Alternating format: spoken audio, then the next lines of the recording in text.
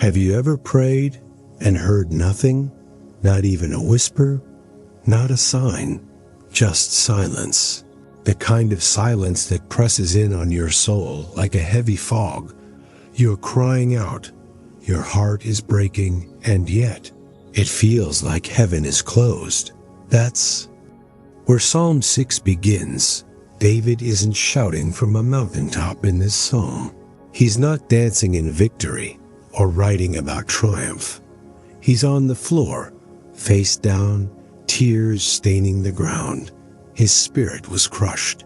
And that's what makes this psalm so painfully beautiful. Before we go further, if you've ever been in a place where you've asked, God, where are you? Then this message is for you.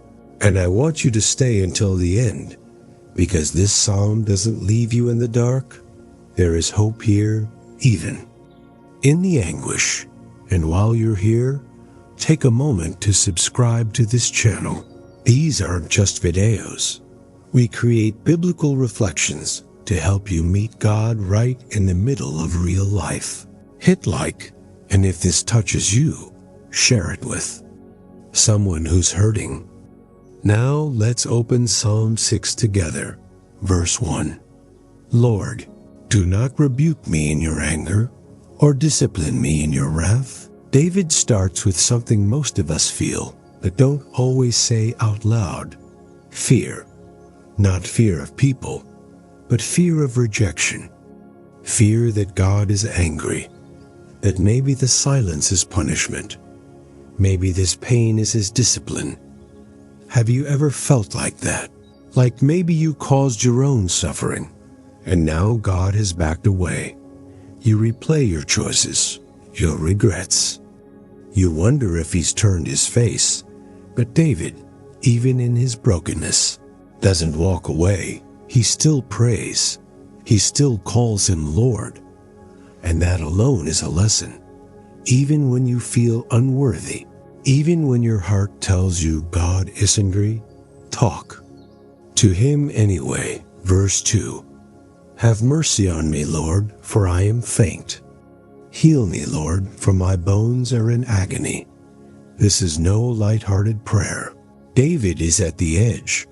The word he uses for faint here implies collapse, mental, emotional, physical. He is unraveling. And what does he ask for?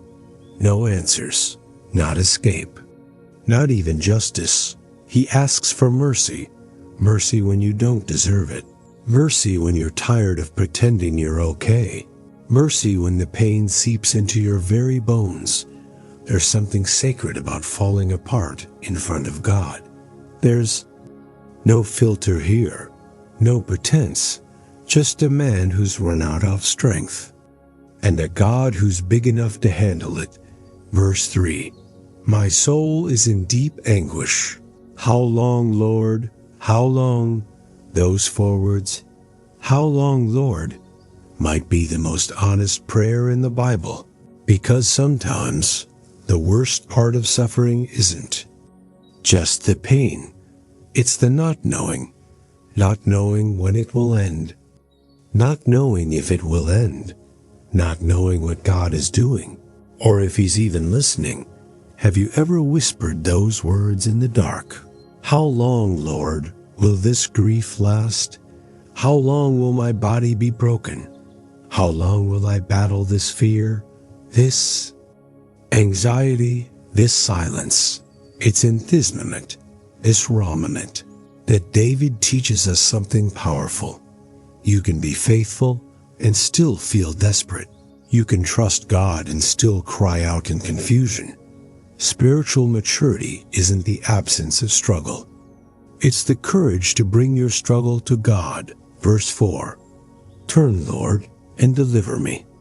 Save me because of your unfailing love. When David feels like he's being crushed, what does he appeal to? Not his own goodness, not his accomplishments, not even his pain. He clings to God's unfailing love. That word in Hebrew, chaste, is a covenant word. It means loyal love, steadfast kindness, a love that doesn't walk away when things get ugly. David is saying, God, I'm broken, but you're still in love. I've failed, but you're still faithful. I don't see a way out, but I still believe in who you are. This is what anchors us when the waves come. Not that we're strong, but that his love is stronger. Verse 5. Among the dead no one proclaims your name, who praises you from the grave. Now, David's not making a theological statement about life after death. He's crying out in desperation. He's saying, God, don't let this be the end. I still have praise in me. Don't let my story end in silence. Maybe you've prayed something like that before. God, don't let this be how it ends. I still want to glorify you. I still want to live. I still want to hope. What we're witnessing here isn't theology. It's intimacy. This is a man pleading with God not to be finished with him. Verse 6. I am worn out from my groaning. All night long I flood my bed with weeping and drench my couch with tears. This isn't poetic exaggeration. This is depression. This is despair. This is what it looks like when the sorrow won't let you sleep. If you've ever wept into your pillow until the morning light, you know this feeling. If you've ever reached for God in the dark and felt only your own heartbeat pounding in your chest, you understand David. But this verse also tells us something deeper. God sees tears that no one else sees. Every sob, every sleepless night, every God, please. They are not wasted. Verse 7. My eyes grow weak with sorrow. They fail because of all my foes.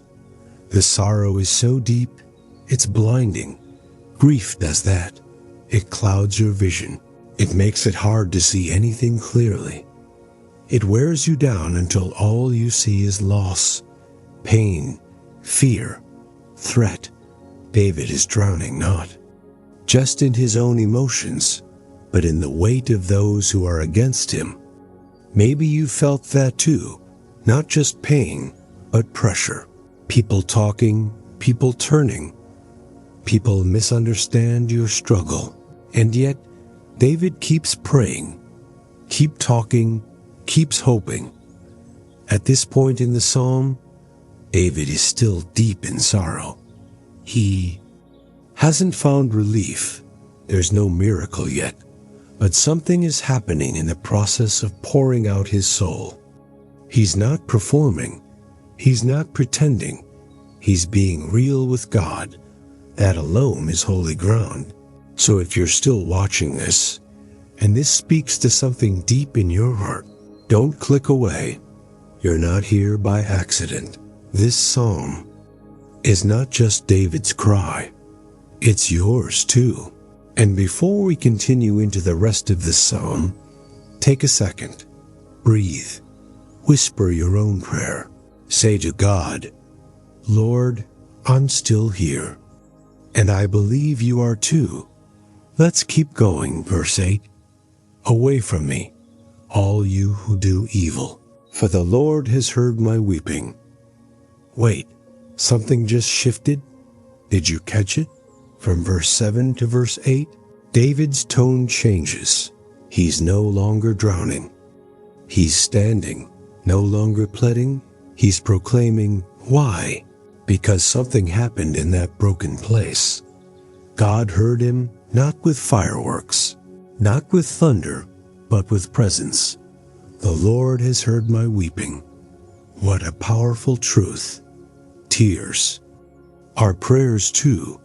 Even when your words fail, your sobs speak, and God hears them. Verse 9. The Lord has heard my cry for mercy. The Lord accepts my prayer. This is not just hope, it's confidence. The same man who is begging for mercy now declares that his prayer has been accepted. Nothing in his circumstances has changed. but something in his spirit has, because sometimes the miracle isn't deliverance, it's being heard. It's knowing you're not alone.